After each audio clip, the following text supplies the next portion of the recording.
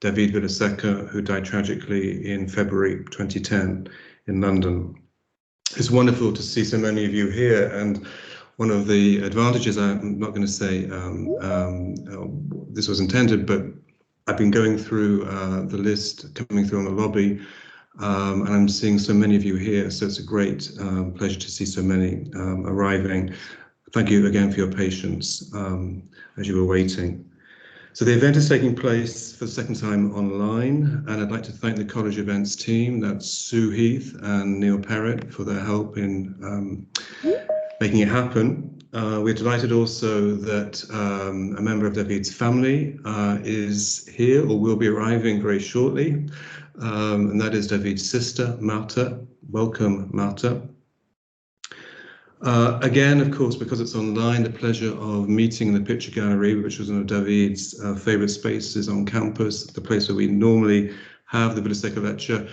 The pleasure of just coming together after the lecture, talking with the speaker, reminiscing about David, friends, colleagues, family, former students.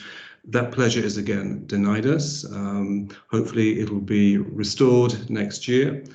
But I hope there'll be a chance for us to come together in conversation after the lecture and the vote of thanks, and a chance to engage with some of the ideas in the Q&A. So I'd like to pass over to Dr. Ruth Hemus, who is the head of the Department of Languages, Literatures and Cultures, and also a fellow member of the Centre for Visual Cultures, who will now introduce the speaker. Ruth. Thank you, James, and welcome everybody to this important event in our calendar. As a new head of department, it's my privilege to be given the task of introducing this year's speaker for our annual David Vilaseca Memorial Lecture. This is the 11th year of an event that we all welcome as a tribute to David in order to celebrate his life and his work.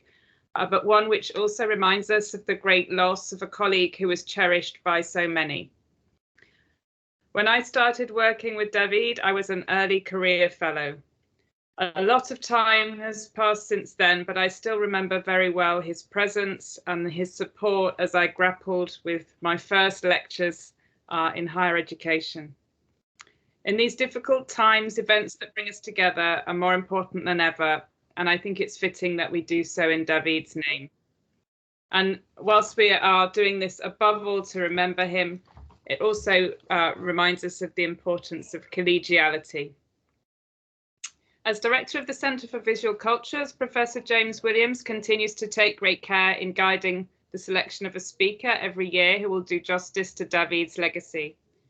This year, we all agreed readily with the choice of Dr. Isaias Fanlo because of his academic credentials, his engagement in the cultural sector, and the critical and cultural frameworks with which he engages. We're pleased to welcome him to our community this evening, even though it's an online community. After his presentation, Professor Sarah Wright, our former head of department and Hispanic Studies film scholar, will give a vote of thanks, just so that you know how things will unfold. And then after that, there'll be a chance for questions.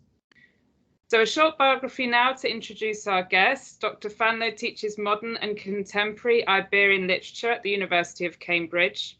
His work on Iberian cultures, scenic arts and queer theory has been published in scholarly journals and in books such as De Vidas Iberos from 2019 and the forthcoming The Unsafe Stage due in 2022.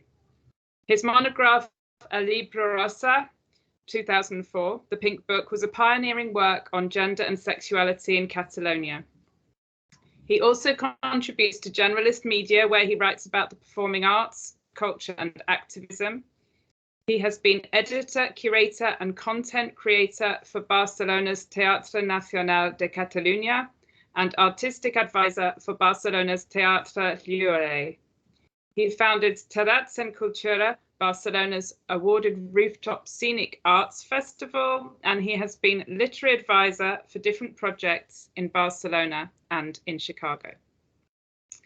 So our virtual shared space feels like a poor relation to meeting together in Egham, let alone the spaces of Catalunya. but I'm sure we're all grateful for the chance to imagine enriching and challenging possibilities thanks to Dr. Fanlo's lecture, the title of which is Defying Toponormativity, a queer reading of the performing arts in non-conventional spaces. Thank you so much for your patience, both to our speaker and all our guests, and it's time now to move to the main event.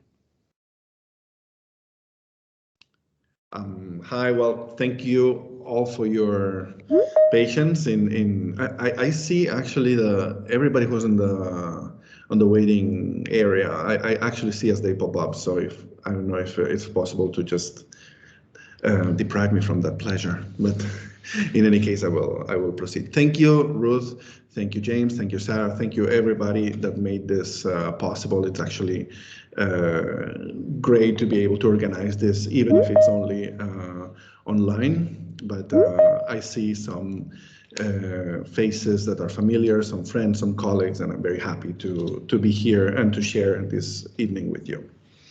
So I am deeply honored to have been asked to deliver this year's David Vilaseca Memorial Lecture here at Royal Holloway.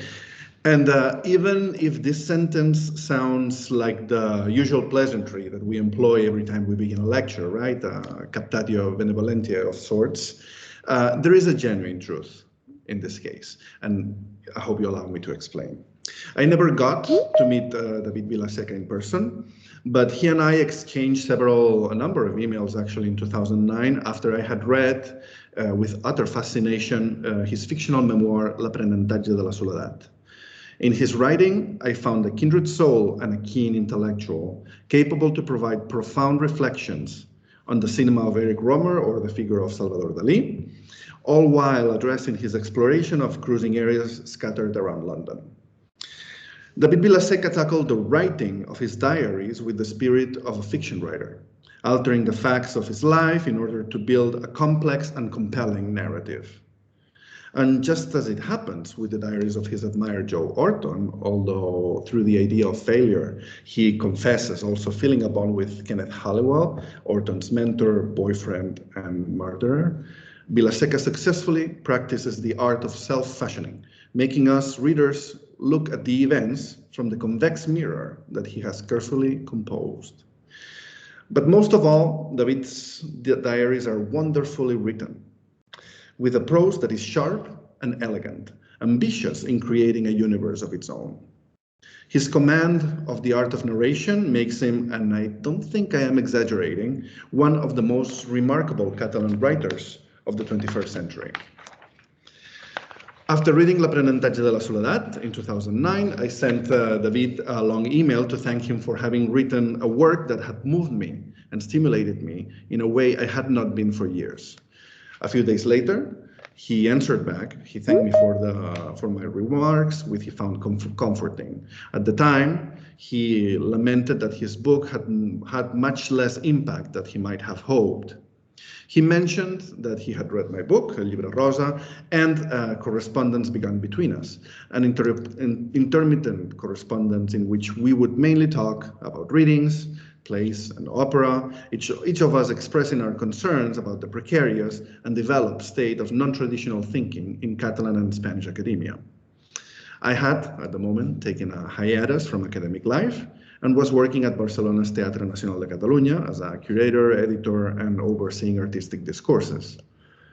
Talking to David reminded me about what the best academia has to offer. He reminded me of how stimulating and energizing an intellectual exchange could be, of the potential projects that can emerge from conversations, of the constructive challenge to thrive, to improve, to be better, and to inspire others through our teaching and our research. Our exchange was brief. We had agreed that we should meet the next time he came to Barcelona, but that day unfortunately never arrived. David's abrupt and tragic death made that impossible.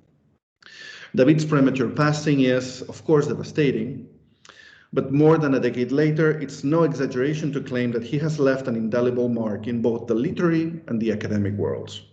David worked hard to achieve expectations that, in the end, as we can read in El Nen Ferit, which is The Wounded Child, the second part of his fictionalized diaries, he feared he would never achieve.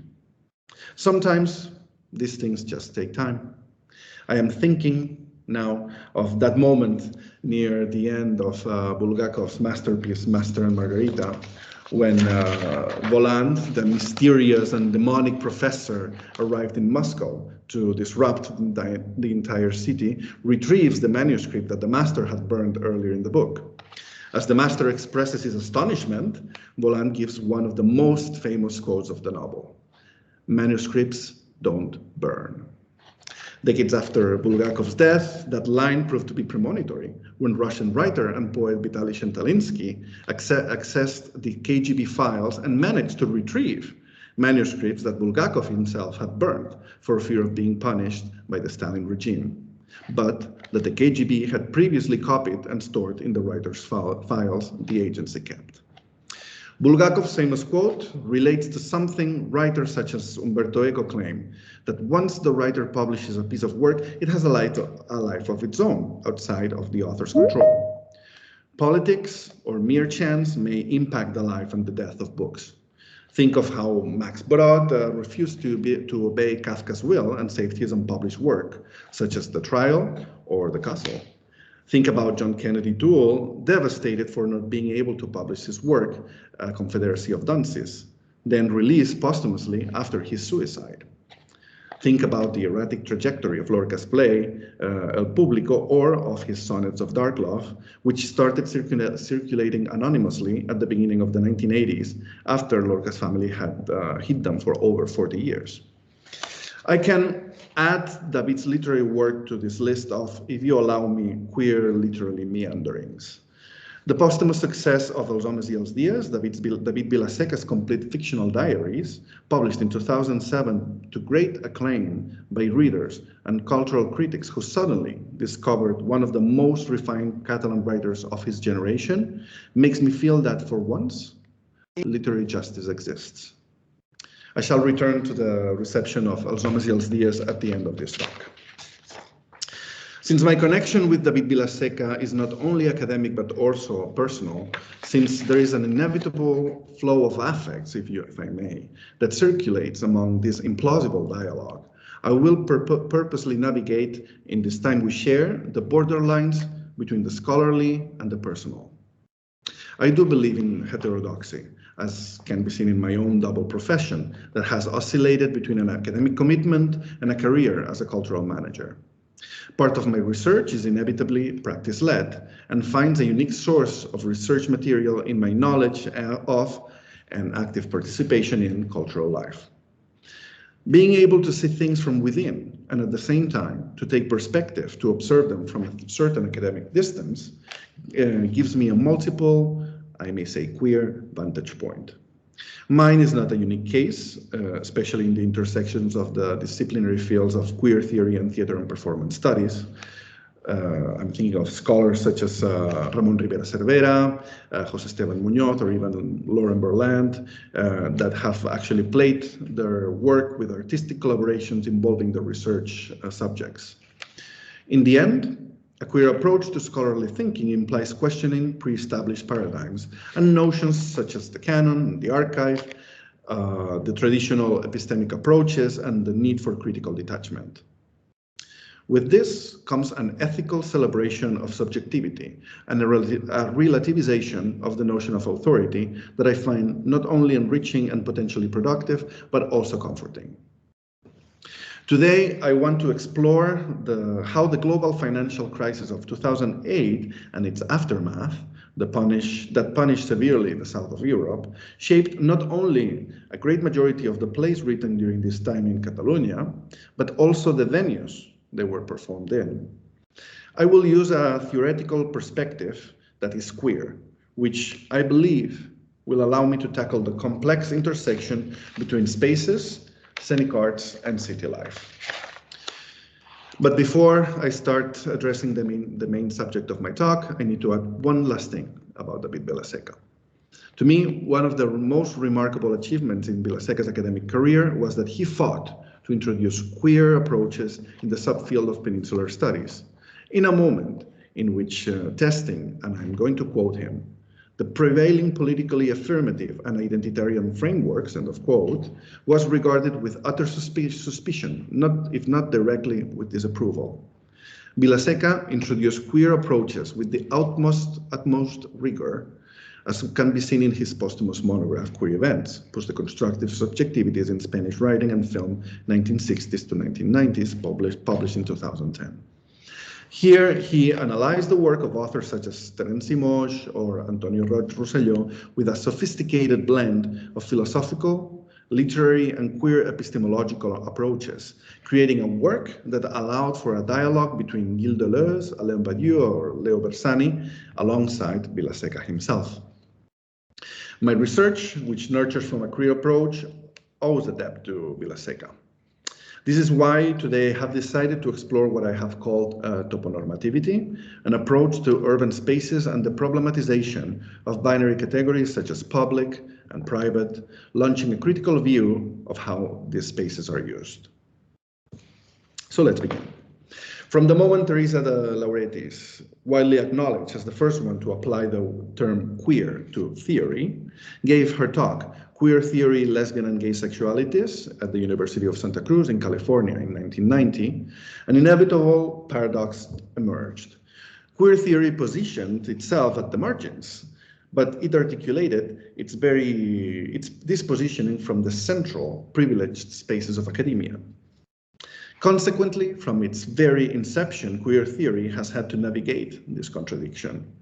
This could be the reason why it has mutated, evolved again, and re-articulated itself in order to incorporate other voices and other dialogues, going from queer theory in singular to a more accurate queer theories in plural. It has found a sometimes problematic niche in different cultures and in different times, as the dynamics and the locations of the margins have also varied. Queer theories have also been questioned from the very academic inception and were pronounced dead right after being born.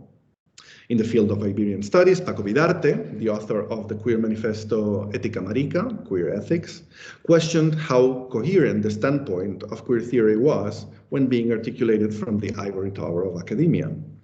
The paradox, however, cannot be escaped. Vidarte, who was by then teaching a course on queer theory in the UNED, the Spanish online university, wrote that article while pushing for the presence of queer theory in academia. In any case, queer is an elusive concept, epistemologically slippery, and therefore its revel aspect seems inevitable. In any case, to me, this does not signal that the term is obsolete or that queer theories are, as James Penny and others have claimed, dead. Quite the opposite, actually, in these ever-changing times we happen to live in which fashionable ideas and concepts are generated, voraciously devoured, and mercilessly abandoned, the mutability and adaptability of queer approaches seems to be more pertinent, more Maidonius than ever before. It is critically important to keep interrogating the field. In the introduction of a monographic volume of social text about queer studies published in 2005, David Eng, Jack Halberstam, and Jose Esteban Muñoz asked themselves a critical question. Given all the achievements and the preponderance of identity politics in social, political, and academic discourses, what is queer about queer studies now? I quote, "The contemporary mainstreaming of gay and lesbian identity as mass-mediated consumer lifestyle and embattled legal category demands and renewed queer studies ever vigilant to the fact that sexuality is intersectional, not extraneous to other modes of difference." End of quote. In its first wave, queer theory articulated this discourse around the sociocultural outpouring of desire and sexuality and its radical potential. Quoting Alexander Doty in his precocious 1993 monograph, Making Things Perfectly Queer, and I quote, "By using queer, I want to recapture and reassert a militant sense of difference that views the erotically marginal as both a consciously chosen site of resistance and of location of radical openness and possibility." End of quote. Doty's idea of queerness is directly related to this transformative potential of sexuality. Nonetheless, as gay and lesbian rights progressed in Western countries, symbolically led by the achievement of egalitarian marriage, this desire-centered paradigm lost part of its radical potential. Tolerance of homosexuality has even been utilized to justify wars, invasions, and other military operations. Jasbir Puar, who argued that it was imperative to re-articulate what queer theory and studies of sexuality have to say about the meta-theories of the real politics of empire, speaks of this construction of an imperialist image of tolerance, confronting the so-called backward homophobic other in terms of homonationalism. Let me quote: "A form of sexual exceptionalism that corresponds with the coming out of the exceptionalism of American empire. Further, this brand of homosexuality operates as a regulatory script not only of normative gayness, queerness, or homosexuality, but also of the racial and national norms that reinforce these sexual subjects. There is a commitment to the global dominant ascendancy of whiteness that it's implicated in the propagation of the United States as empire, as well as the alliance between this propagation and this brand of homosexuality." End of quote. Puar underscores a critical fact. Through identity politics, gay and lesbian rights are being appropriated by reactionary neoliberal ideals on a global scale. Eng, Halberstam, and Muñoz also highlight, albeit in a different approach, that in the current historical juncture, queer studies have served as theoretical and ethical background to examine questions that expand beyond gender and sexuality. Therefore, it is critical to reclaim the discipline in its constructive capacity, and I quote, to mobilize a broad social critique of race, gender, class, nationality, and religion, as well as sexuality." End of quote. They also acknowledge how critical it is for queer epistemologies to embrace other debates and other voices from queer studies, mainly the ones that are formulated beyond the Anglo-American and in minor scale French academia, mostly by white masculine subjects. So in recent years, queer studies have explored the complex implications, for instance, of time vis-a-vis normativity. Influential works such as Lee Edelman's No Future in 2004, Jack Halberstam's In a Queer Time and Place, 2005, Lauren Berland's Cruel Optimism, 2008, José Esteban Muñoz, Cruising Utopia, 2009, and Elizabeth Freeman's Time Binds, 2010, delve into queerness as a way to problematizing and reconceptualizing topics regarding past, present, and future, such as genealogies, normative timelines, the tension between memory and history, and the traditional expectations of the good life. Among the promiscuity of ideas and concepts that this temporal term, as labeled by Tyler Bradway and E.L. McGallum, has bequeathed to us, Freeman's notion of chrononormativity, coined to designate how our heteronormative society creates a sequence of the normative development of the human timeline, like education, work, time of marriage, time of reproduction, retirement, mortgage, etc., and rejects those who don't pledge to it, has proven a compelling theoretical concept to question, for instance, traditional depictions of the family in the arts, as well to approach issues regarding egalitarian access to education.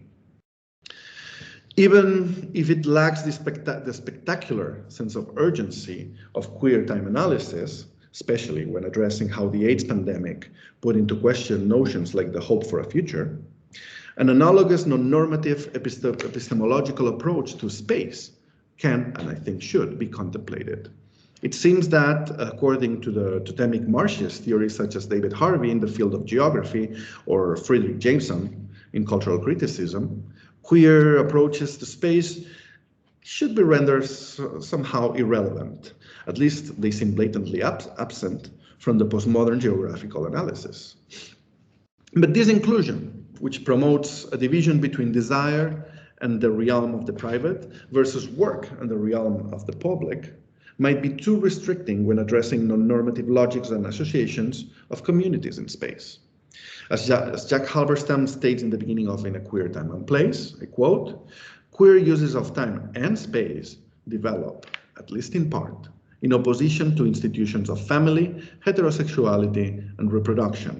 They also develop according to other logics of location, movement, and identification." End of quote. I would add that these queer uses of space and of time might question the triumphalist narrative arc of neoliberal capitalism, as I will show. I propose then toponormativity as a concept that signals the traditional and normative usages of space. Conversely, a queer approach to the space addresses counterintuitive placemaking practices, such as space redefinition of appropriation, which might also challenge traditional binary divisions between global and local. A queer reading of spaces, therefore, is a form of resistance against toponormative uses of the city, including the separation between public and private and the dynamics of gentrification and unsustainable tourism. Steve Pyle argues that resistance has traditionally been understood in an oppositional way as a reaction to power. And I quote, "So power is held by an elite who use oppressive, injurious, and contemptible means to secure their control. Meanwhile, resistance is the people fighting back in defense of freedom, democracy, and humanity." End of quote. Alternatively, though, resistance can be considered in a non-binary manner, or, as we would say, uncoupled from domination, not as a mere reaction, but as a more complex process circumscribed in a specific socio-political context, and simultaneously articulating other kinds of affects. In other words, resistance should not only be understood as the reverse of domination, but as a queer, more sophisticated combination of anger, planning, creativity, capacity, and coincidence, among others. Therefore, in the particular queer problematization of toponormativity that I would like to examine, I believe there is more at stake than a simple reaction to a moment of crisis, critical as this moment was. Queer reclaimings of a city through scenic arts emerge inevitably within a specific context, but they transcend this context to redefine the way the event interacts with their surroundings. And actually, like David Vilaseca, I understand event in a Badiouian sense, as a drama that emerges powerfully in open situations.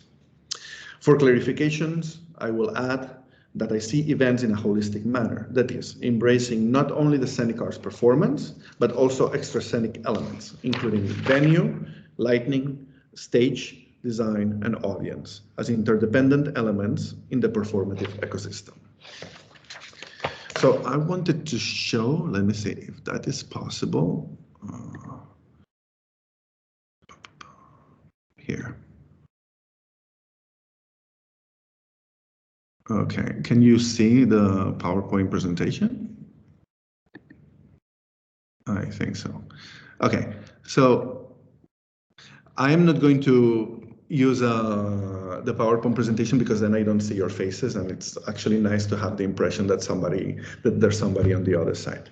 But I wanted to very briefly show you these images because I wanted to start this section by saying that there is something wonderfully queer emerging in the intersection between place and performative works, such as Smiling by Guillem Clou in 2012. In the image, we can see actually the two actors of Smiley interacting with the audience that were partially on stage.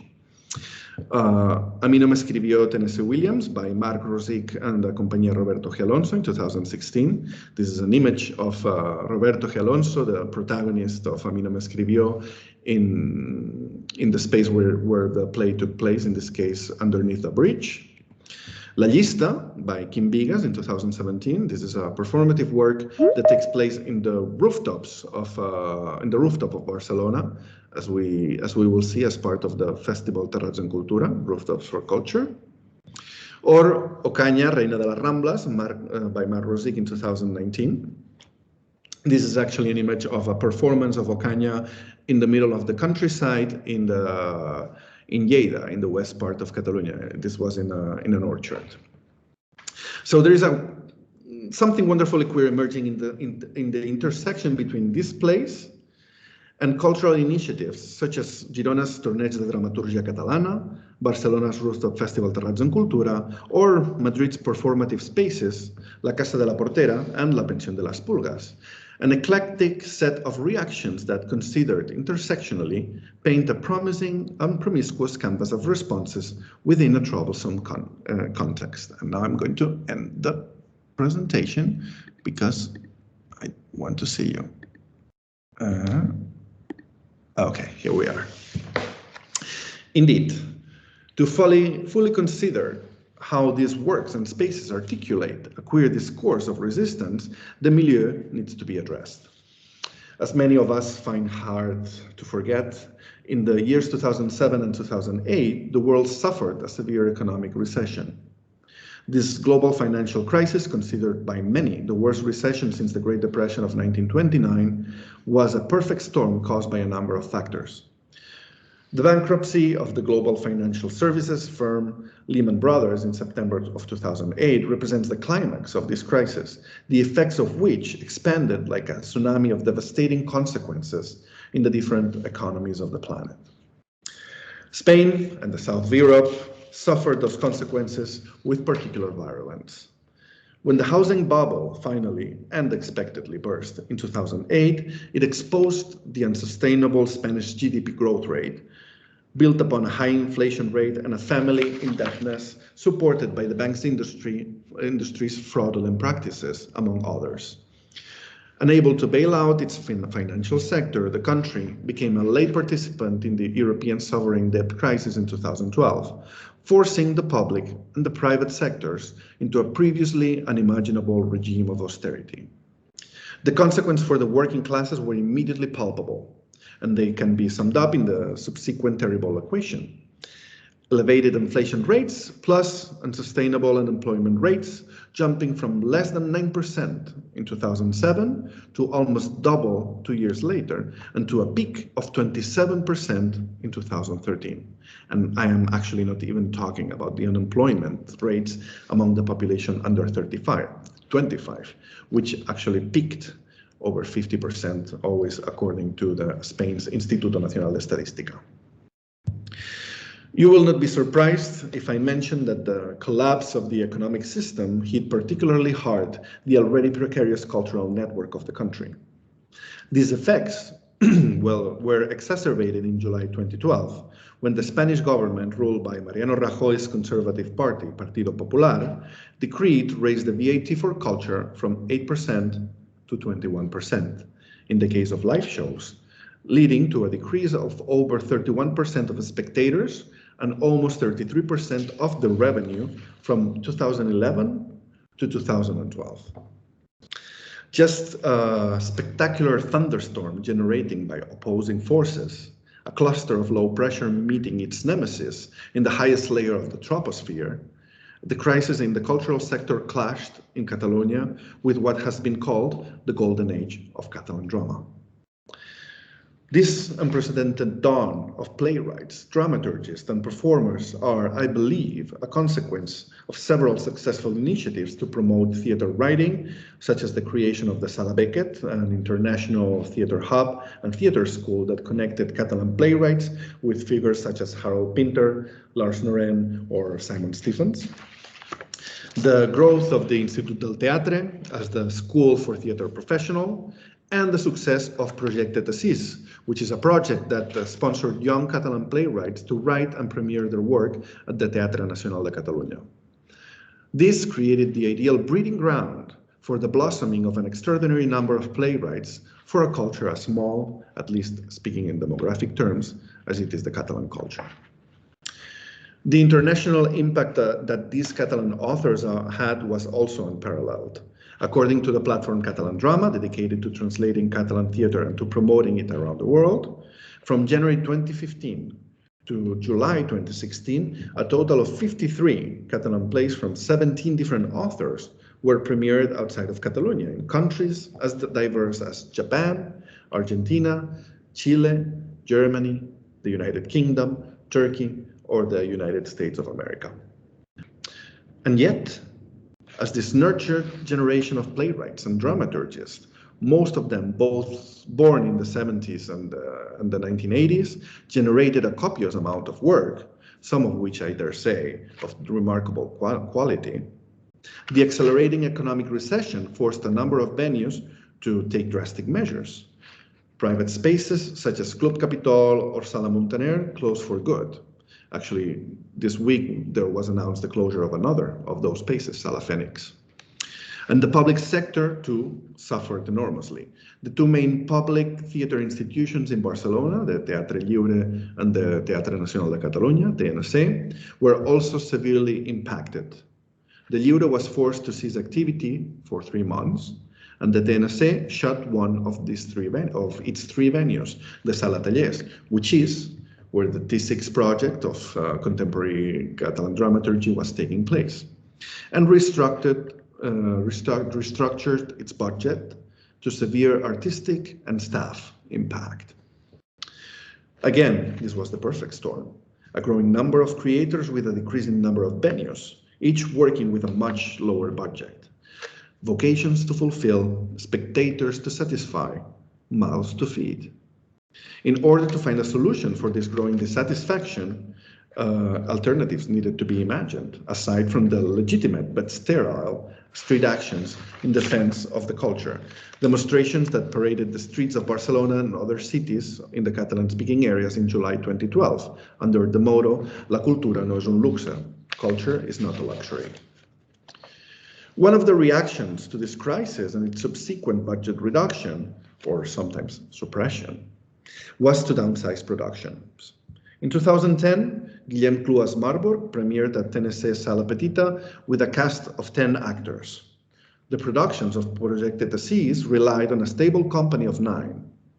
In contrast, starting in 2012, an increase of productions for 2, 3, and sometimes 4 actors started appearing, among them Josep Maria Mirós, El Principi d'Arquímedes, Archimedes' Principle, one of the most successful European plays of the 21st century, premiering in July 2012 at Barcelona Sala Beckett and translated into more than 15 languages for over 20 productions and stage readings around the world. 2 very different initiatives excelled, in my opinion, in turning this crisis into an opportunity, although I hate that expression, to generate a volume of remarkable works. The first one was Barcelona Sala Flyhard, which opened in 2010 as a space to host the small productions of the Flyhard Company, led by the successful commercial playwright Jordi Casanovas, which soon thereafter began producing texts by the most renowned Catalan playwrights, from the already mentioned Guillem Cluas and Josep Maria Miró to younger dramaturgists such as Daniel J. Meyer, Claudia Sadó, or Joan Llago. The size of the venue, which with a small stage and 2 terraces that seat a total of 100 spectators, ran on a modest budget, allowing for small, crafty productions.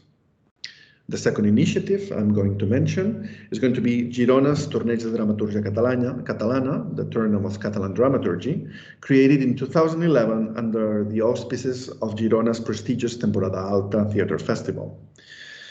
Each year, the tournament features 8 new plays written for 2 actors that compete in a system in which the audience decides by popular vote which play moves on to the next round, without knowing who the author of the play is. Furthermore, the formula has been exported with success to other system tournaments now take place annually in places like Palma de Mallorca or Lima in Peru.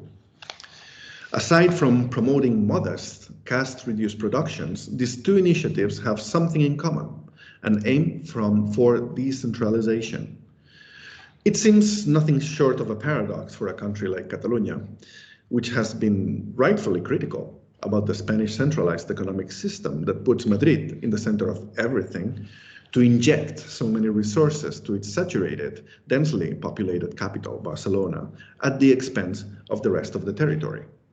So much so that, as I mentioned elsewhere, Catalunya, after defined as a stateless nation, in spite of its anachronistic aspirations to be a normal country, keeps reinforcing its own macrocephalic, deformed-shaped. Barcelona, the city of wonders, the great enchantress, swallows in its insatiable hunger the vast majority of the country's resources. It concentrates most of the museums and cultural centers and is home to almost every theater company, as well as most of the scenic arts venues with a stable season. Barcelona also has its own saturated city center. So we have a center within the center, where most of these institutions are located. So by opening a private theater space in the Sants working class neighborhood, outside of the imaginary borders of the central areas such as Ciutat Vella, Raval, Alborn, and the Eixample, Sala Flyhart makes a critical statement. There can be life outside of downtown Barcelona. Similarly, the success of Torneig de Dramaturgia organically questions the territorial imbalance of the country by proving that not every theatrical event needs to take place in the capital.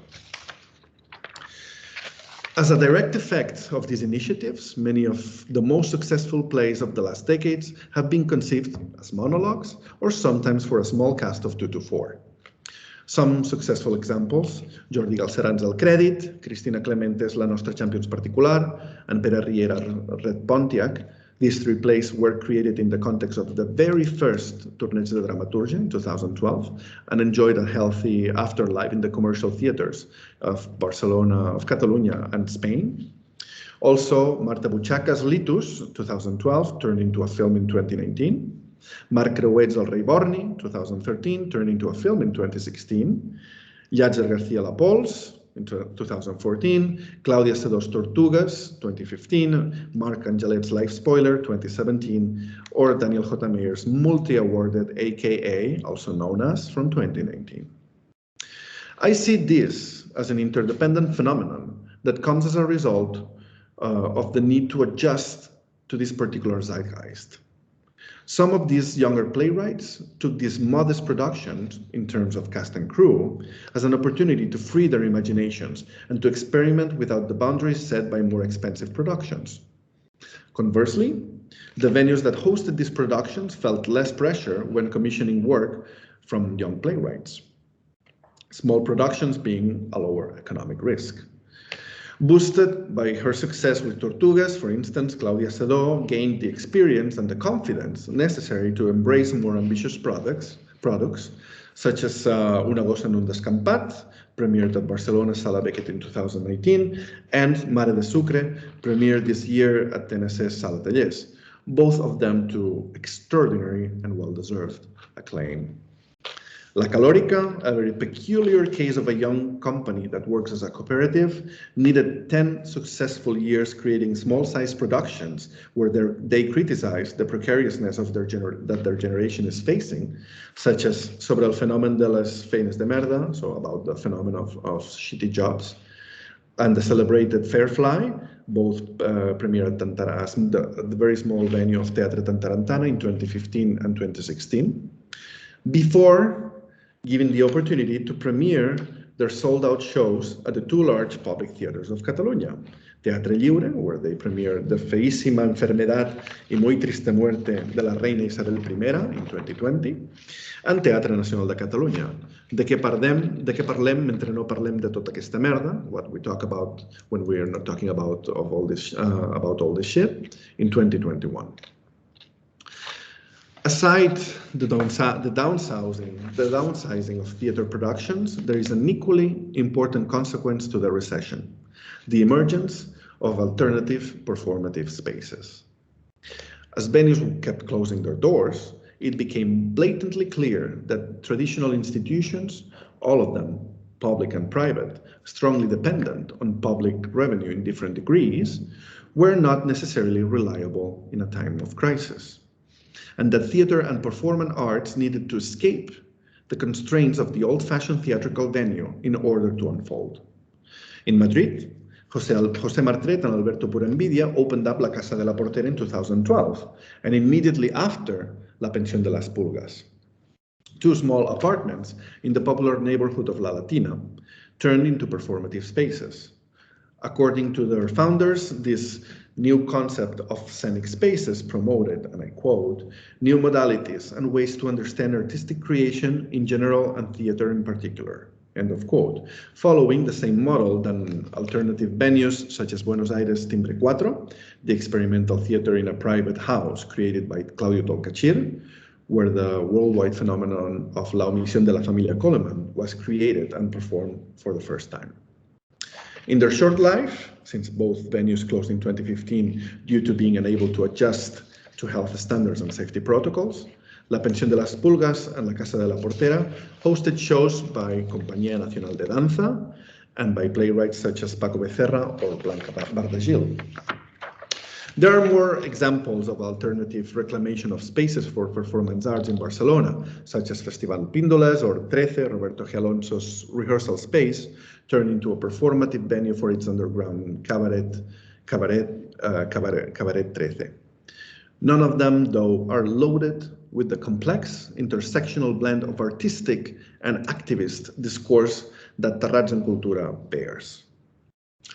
Terrats and Cultura, Barcelona's rooftop festival, is a hybrid project created by the Cultural Association Coincidences in 2013, at the peak of the recession, right after the cultural VAT had climbed to 21% for scenic arts. The project structure relied on two pillars. The first one was related to cultural activism. It aimed to fulfill the need for playwrights and performers to find spaces to show their work in a moment where venues were shut down. The second pillar, equally relevant for the project, was to reclaim a sustainable way of living in Barcelona after the burst of the housing bubble, the diminishing of the acquisitive power of the general population, combined with an accelerated process of gentrification due to the city's dramatic increase in mass tourism. The organization chose the rooftops as their space of intervention for several reasons. First, because the rooftops had traditionally been of symbolic significance for the city, probably because of Barcelona's blend of temperate climate and densely populated areas. The rooftops has been historically a meeting point where neighbors would coincide to hang the laundry, to have the building management meetings, or just to enjoy the sun. As a place for socialization and camaraderie, the rooftops of Barcelona became part of the human landscape of the city, and as such, they had been painted by Pablo Picasso, photographed by Colita, or included in the novels of Mercè Rodoreda. Second, the expansion of peer-to-peer flat rental platforms such as Airbnb had impacted negatively on the traditional usage of rooftops as communal spaces. In order to avoid conflictive uses of those spaces, such as parties, many owners decided to close down the rooftops of their own buildings. Therefore, reclaiming the rooftops as a space that could be used in a sustainable manner launched a message regarding the recuperation of historic community bonds, then endangered, if not directly extinguished. Moreover, claiming and reclaiming this space through immersive and alternative cultural events in a country obsessed with critical identity debates that led to the unofficial referendum for independence of October 2017, inevitably articulated a utopian, even more queer, discourse about what Catalan and the Catalan identities meant. I use the word utopian with intention. Reclaiming the rooftops of the city as open spaces for socialization, Terrats and Cultura appealed to the original utopian vision of Ildefons Cerdà's plan for the expansion of Barcelona. Designed in 1860, the Pla Cerdà originally intended to preserve the center of the manzanas, square blocks of buildings, as gardens and other spaces open to the neighbors. The access to the gardens was open, since most of the manzanas did not have their four sides built. However, the rapid population growth of the city altered the original plans, creating a hyper-dense area of fully constructed blocks. Reclaiming the rooftops as a space open for the citizens seems then to agree with the utopian views of Pla Cerdà. According to the Barcelona City Hall, the rooftops of the city combine for a total surface of 1,700 hectares, twice the extension of the Eixample. In a city so densely constructed with so few parks, the rooftops seemed the only way to generate the open public spaces that Cerdà envisioned. Terrats embedded the quintessential organic outcome of a shift of paradigm stemming from the effects of the global crisis and the saturation of Barcelona as a city severely punished by gentrification and unsustainable tourism. The key to the initiative's success is, in my view, connected to a successful pairing. On one hand, the ephemeral appropriation of alternative, decentralized spaces. And on the other hand, a set of plays and performative works that question the traditional family, such as Marilia Semper's Pequeños Monstruos, 2013, Kiko Culebra's El Esperanza, 2015, Elena Tornero's Estiu from 2017, or Guillem Clua's Smiley in 2020. Through the promotion of hybrid pieces that interrogate the traditional gender binarism of roles in flamenco, like Juan Carlos Lerida, Niño de Elche, Sexto Acercamiento al Cante, 2014, Fernando López Parras, Bailar en Hombre, 2017, and Paul López awarded a Género in 2018, through the staging of pieces that reclaim queer readings of the recent history of Barcelona, such as Mar Rosic's Que fue de Andrés Villarrosa, 2018, or the aforementioned Ocaña Reina de las Ramblas in 2019, and most especially by providing immersive and interdisciplinary experiences that break the fourth wall, problematize the traditional passivity of the spectator, and explore the limits and the boundaries of the theatrical event, such as Teatro de Cerca, Que te vaya bonito, 2014, or Kim Vigas La Lista in 2018, which was one of the photos that I actually showed before. It is plausible to read this reclaiming of the rooftop as a queer act of resistance against the toponormative city, victim of urbanist speculation and gentrification efforts that have contradicted the utopian aim of Ildefons Cerdà. And it seems pertinent to reclaim these spaces through queer artistic works that turn the rooftops into liminal spaces, neither public nor private, at least while the performance lasts.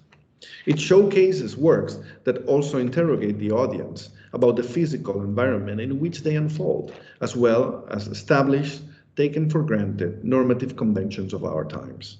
It helps create a unique moment of defiance, of an ephemeral outburst of queer catharsis. Well, I would like to finish by going back to David Vilaseca. The success of the smaller productions have opened the doors of the larger venues in Catalunya to a younger generation of playwrights. After decades of reluctance, now the artistic directions of these large traditional institutions have begun to trust contemporary Catalan dramaturgy. It happened with Josep Maria Mirós Temps Salvatge in 2018 and with Guillem Clua's Justícia in 2020, both premiered at Tenes's Sala Gran, the largest venue where normally contemporary playwrights would never premiere. And it will happen again in 2022, when the largest theatrical stage of the National will premiere as a stage adaptation of Els homes i els dies, David Vilaseca's fictionalized diaries. I can't hide a certain sense of pride when I say that this was one of my contributions as an advisor to Carme Portacelli's first season as an artistic director of the TNC. But most of all, I'm very happy to see how David's work finds, too, a well-deserved consolidation on stage. So with this good news, I will take this opportunity to finish. Thank you so much to all of you for listening.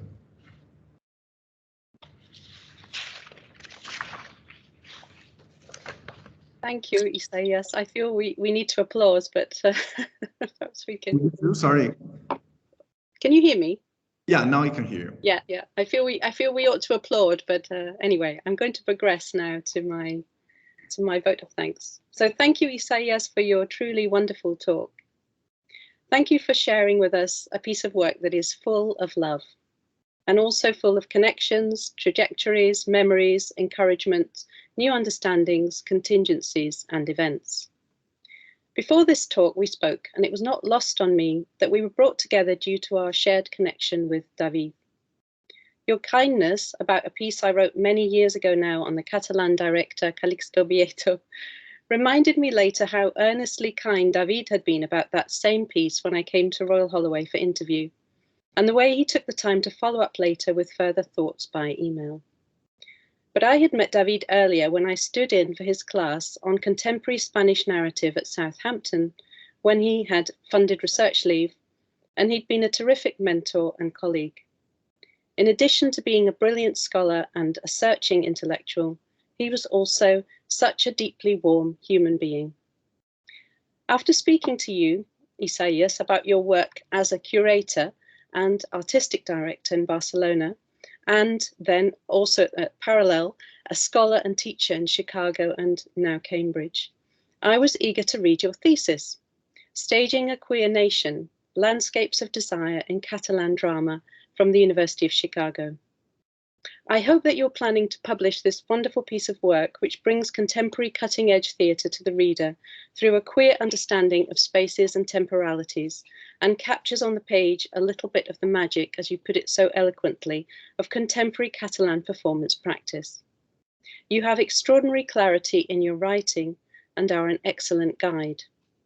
I was delighted to see that in the thesis you write about Guillem Clua's Smiley, a work that I've unfortunately not had the opportunity to see in performance, with its fantastic breaking of the fourth wall and homage to queer Barcelona.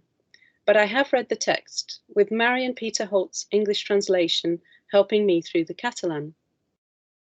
Your reading, which brings together queer temporalities with an understanding of how the queer event, not now Baduyan, but now Vilasecan, I think we can say, can loosen both heteronormative and homonormative frameworks.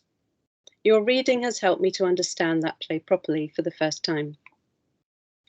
What emerges from your paper today is the importance of non-normative kinships relations, and how it's often through people's writing that we can develop strong bonds. It was wonderful to hear how important David's writing has been to you, both his scholarly writing and his semi-fictional diaries, and indeed the blend of practice and scholarship is something that you both share, as well as in the more ephemeral domain of email communication. I don't think it's an exaggeration after hearing you today and reading your thesis to say that his work has stimulated you and provided a form of mentorship to you. This is probably the best that academia has to offer, the potential for inspiration and the generation of such deep connections which often take place through writing. Your connection to David has given rise to echoes in your writing, to round tables that you've helped to organise in Catalunya on the importance of David's work, and indeed to this talk today. And I'm hoping we'll hear more about David's afterlife of his writing on the stage. Alongside kinships, we can also see in your paper today the importance of trajectories in their non-normative progression through time. I love the sense of your returning to ideas begun in your pioneering work, The Pink Book, which has a section on queer spaces in Barcelona, and which you've continued to develop sporadically through your journalism. For my own part, I was excited to think how far Catalan theatrical spaces have evolved since I visited Barcelona as a foreign talent scout for Edinburgh's Travers Theatre in the 90s, and met with José Sánchez Sinisterra at the Sala Beckett. Catalan theatre was exciting then, superior to the Madrid scene, but as you say, it has in the intervening years been moulded and shaped by austerity, the raising of VAT on live shows and concomitant decrease in audience numbers, as well as the need to reduce cast numbers, resources and rents. How amazing then to know about the ways that this theatre, bullied by austerity, has emerged with such resilience into a space for truly illuminating queer performance. You've been modest about your own participation in the Terrats and Cultura, the rooftop scenic art scene. How fitting that, as you say, the rooftops are being reclaimed from Airbnb tenancies to something that even Barcelona's architect Certa would have celebrated, the public open space for communal celebration. This is truly a queer event, in the sense that David used it, bringing together performance, sexuality and space to disrupt the social, political and symbolic paradigms. It's marvellous that the margins now come to occupy centre stage as young playwrights are taken up by the Lliure and the Teatre Nacional de Catalunya. How wonderful that David's writing should have an afterlife there, and I'm sure that many of us would like to ask you more about this. You mentioned to me that you wish that we could all be together today in RHUL Holloway, at RHUL Holloway in person. And it would indeed be nice now to be able to come to speak to you in person about your talk. But we can, of course, do that in a different way together now online. Being online does have some advantages, in spite of our technical difficulties. The ability for those far afield to be here with us today. And I'd like to thank the events team at RHUL Holloway, Sue Heath, Neil Perrott, and of course, James Williams, Director of the Centre for Visual Studies, for hosting. In spite of the ephemeral virtual environment, in your talk you've generated a real warmth of feeling and a shared sense of community that's lasting. Thank you for bringing a little bit of queer Barcelona to us and for sharing your work and your appreciation of David. I'll end my vote of thanks here on behalf of all of us, and if we were in person, I would raise a glass to you. Thank you, Isaias. Thank you so much. Thank you, Sarah, and obviously thank you, Isaias, for a really wonderful, powerful, invigorating talk, covering so many different spaces, intellectual spaces, theoretical spaces, real spaces, material spaces, for theatre. And I'm sure there'll be lots of questions. I know that we started late for technical reasons, but I think that we can certainly carry on for another 10 minutes or so, at least. And I'd like to invite everyone to raise their hand, or perhaps put in the chat any questions they may have for you, Isaias, if that's okay. Yeah, absolutely, absolutely. The chat is actually a very powerful tool in these cases. It is. So are there any questions at all? Immediate questions or thoughts or reflections? Remembrances of David. Of course, and that too.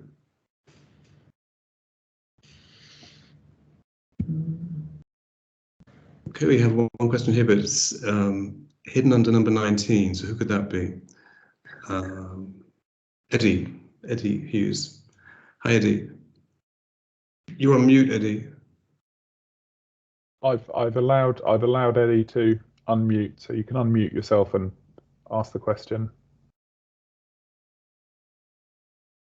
The microphone on the top right part of the screen.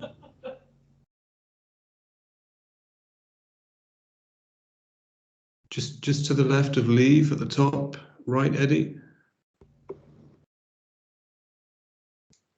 You have this little icon of a microphone.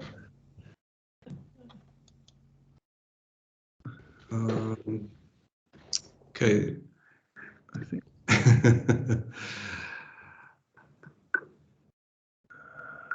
Okay, we're unable to hear Eddie right now.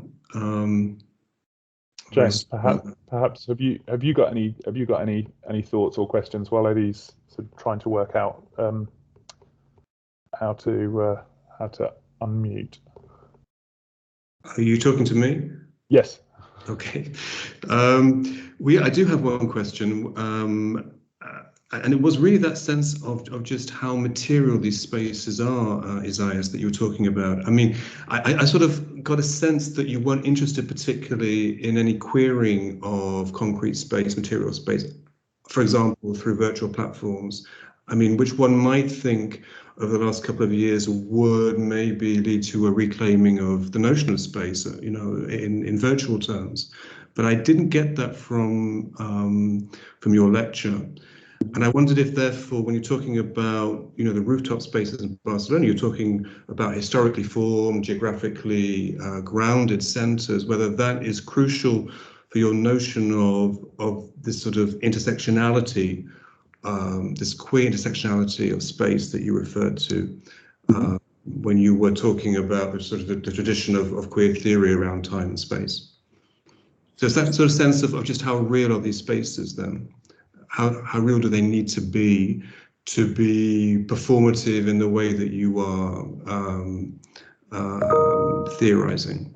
So Allow me, can you ask the question again, because I was hearing some noise at the same time, and I understood properly. Sorry.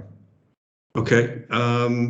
it was really just to get a sense of how real these spaces, the alternative performative spaces are that you were referring to as a kind of reclaiming of institutional performative spaces, scenic spaces, as you presented them. In other words, do they have to be real? Do they have to be material and concrete and embedded within sort of the urban space?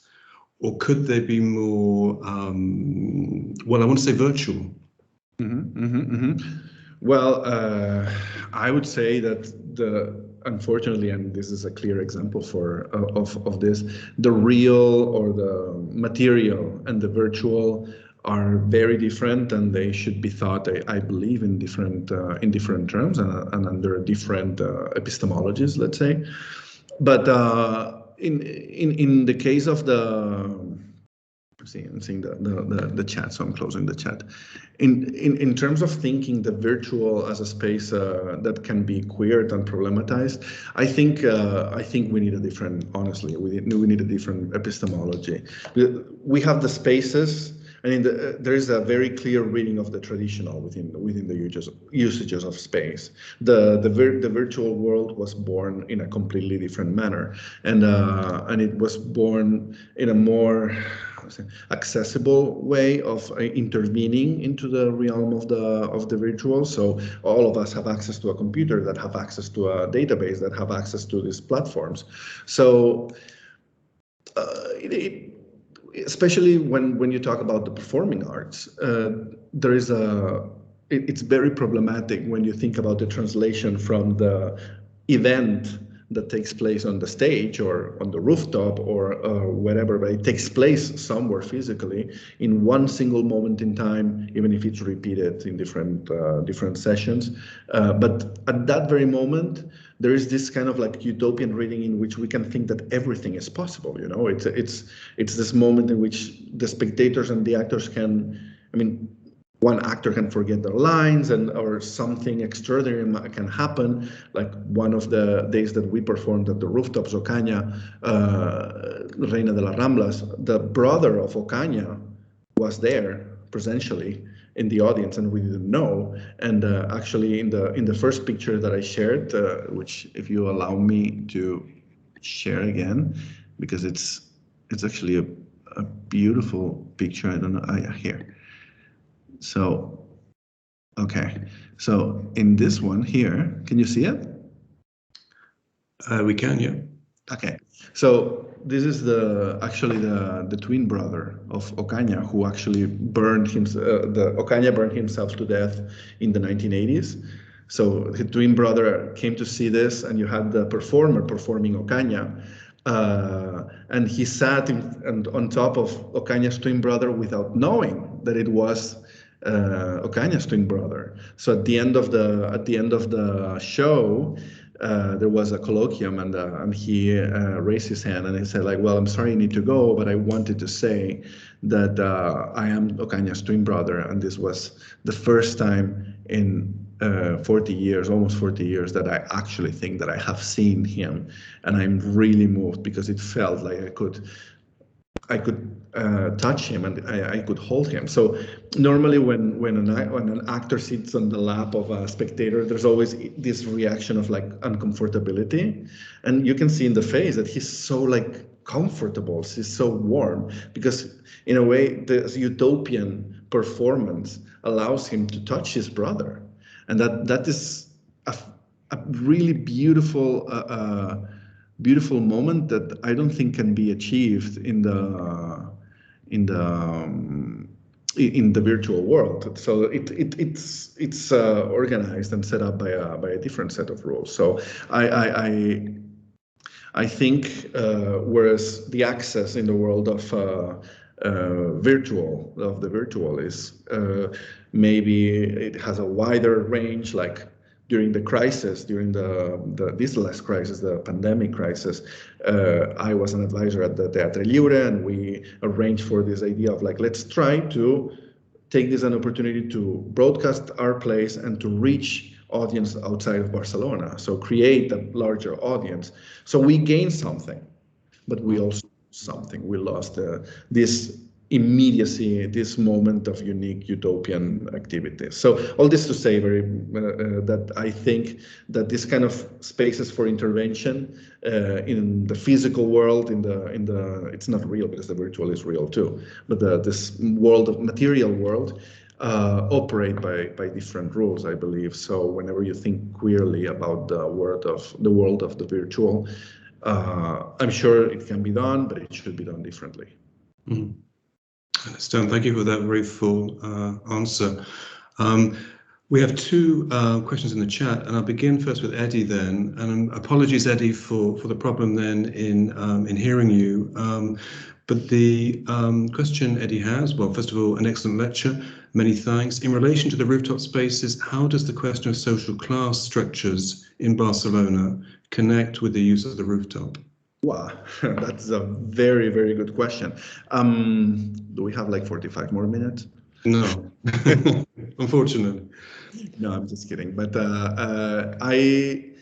in Barcelona, there is also within the city this tension between center and periphery, and in the center there are also different mini centers. So if you're having a house in the Eixample, it's not the same of living in a modest apartment in Raval. And of course the rooftops and the way the rooftops can be used or cannot be used also have a very, very direct and complex reading of class. So in the project of the rooftops, one of the things that we try to do is we can go to one of those like prestigious buildings that have a rooftop that's very comfortable because they can also provide with seats and everything, and we organize an activity there. But I think it is also extremely important if you're questioning the way you use public space or spaces that the community spaces to go, and that's what happened, to more blue collar working class neighborhoods, or sometimes deprived neighborhoods, and bring the culture there, create an event there, and force the people that are interested in the arts to move from the center to a blue-collar neighborhood that would never visit otherwise, and attend an event, and mixed, again, this utopian reading, right? Mix with the people that live in the neighborhood, which probably would never happen in a regular situation, but share in this moment of communion the theatrical experience. So of course that doesn't change the morphology of the city. There's still center and periphery, but at least it provides this moment of questioning, this moment of exchange. No, it's Jane Jacobs was talked in The Death of Life of Great American Cities, in this idea of how during, like, in the street was a place where center and periphery could mingle, and at least that created a more gentle city. We try to do that with this idea of moving between different rooftops in different neighborhoods. And thank you for the question. Thank you, and thank you, Eddie, for the question. Moving on, or moving backwards, really, to Maria Delgado's question. Maria, thank you for a fascinating lecture. Will COVID and the financial constraints it has brought also limit writers? Will theatres only be able to afford 2 or 3 handers? Is the age of the epic playwright Justicia, if that's the right pronunciation, excuse me, Catalan the Inheritance, temporarily over? Yeah. Thank you for the question, and thank you for your work, Maria, actually. The effects of COVID in theaters are already, we can already feel them with the budget restrictions that the National and the Theatre are suffering, but also the fact that Sala Fènix, which was a vibrant independent venue in Barcelona, just closed this week. So it's already being felt. And I do imagine that, especially in the case of younger contemporary playwrights, we're going to find more and more of these 2 and 3 actors plays. It is kind of strange because, I mean, as when she mentions Justicia by Guillem Clua, it is too bad because there was a moment in which, again, this big venues like Sala Gran were daring to actually bring this ambitious plays like Temps Salvatge or Justicia. But COVID broke with that dynamic, really broke with that dynamic. Justicia, this play by Guillem Clua, the play that Maria mentions, is extremely ambitious play that takes place through different. It takes place during a dinner in which this judge, who is about to retire, lives through his own life, and his own life is the life of Catalunya, with all the corruption and everything. And it is extremely ambitious. I can definitely see the parallelism with the Inheritance. Guillem Clua always establishes these dialogues with major Anglo-Saxon works. It was a play that was interrupted by the pandemic, and it could not be performed again. Actually, since the set design was so large, it had to be destroyed afterwards because there was no space. And the play actually won the National Theatre Award, which is something extraordinary because it's a Catalan play and a play written in Catalan. So for a Catalan play to win the National Theatre Award in Spain, it showed the extraordinary value of the play. And yet, we won't be able to see it again on stage because it's too expensive to produce, and what it was produced cannot be brought back to stage. So these are these terrible paradoxes and terrible paradoxes that the current pandemic are bringing, and which effects we'll have to study certainly in the future. Thank you. And I wonder if there are no other questions, hand ups or in the chat. I wonder if Maria, you'd want to come back to that at all? Your own views?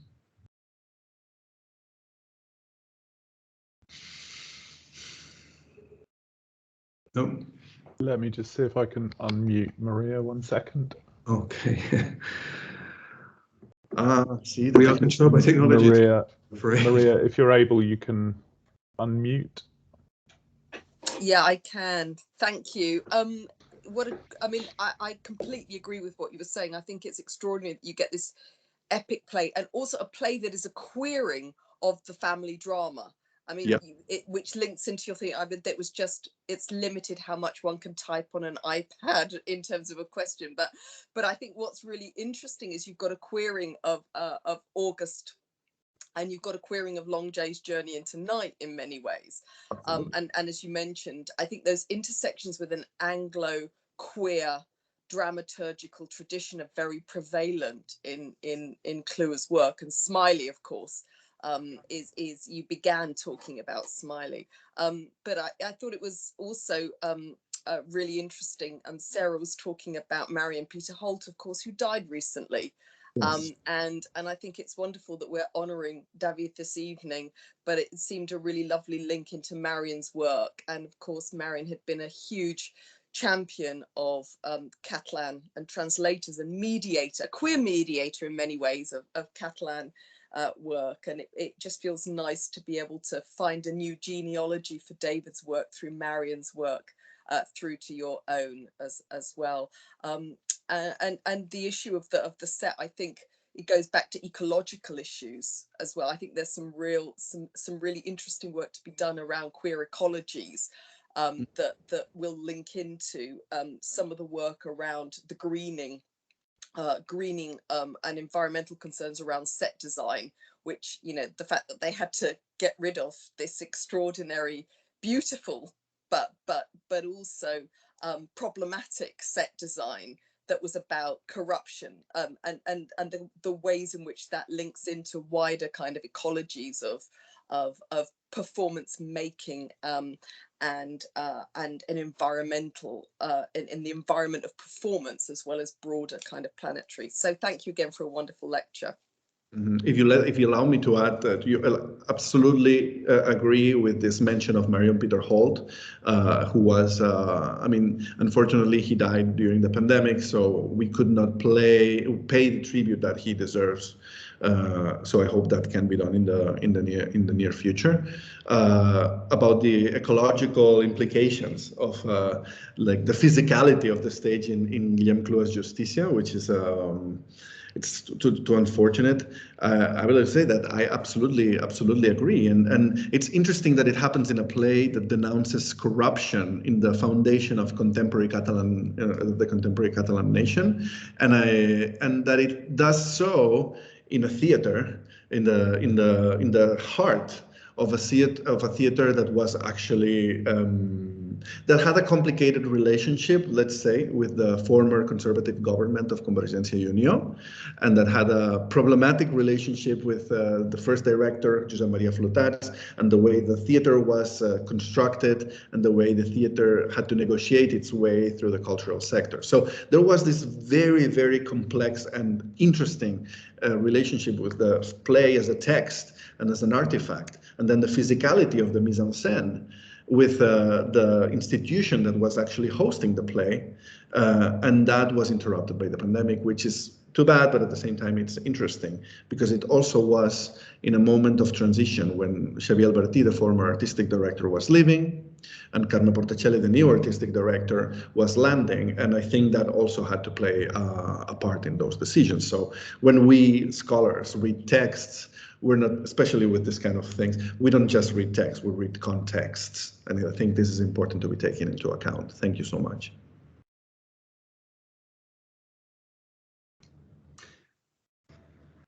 Thank you. There are no more questions that I can see anyway. Eddie has just said what I think we're all thinking, just to thank you, Isaias, for the news of the theatre production scheduled for next year of David's work. I hope that will obviously travel and that we can see it in London too, let's hope. Chris Perim, Chris, wonderful, congratulations, Isaias, congratulations to the organisers for inviting him, a great gift for David. I think maybe that's the note on which we can end.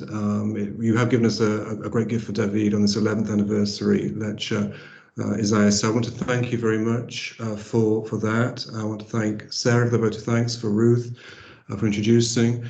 For those who did miss any of the lecture, it has been recorded and it will be available soon, and I'll let you know through Eventbrite. There'll be a way of informing you when the recording is ready, so bear with us on that. It should be quite soon. So thank you everyone for coming. I apologize again for the technical difficulties. Let's hope we can be in the real world next year in the space of the picture gallery, and you're all welcome, and look forward to seeing you again next year. Okay, thank you for now. Wonderful. Sorry.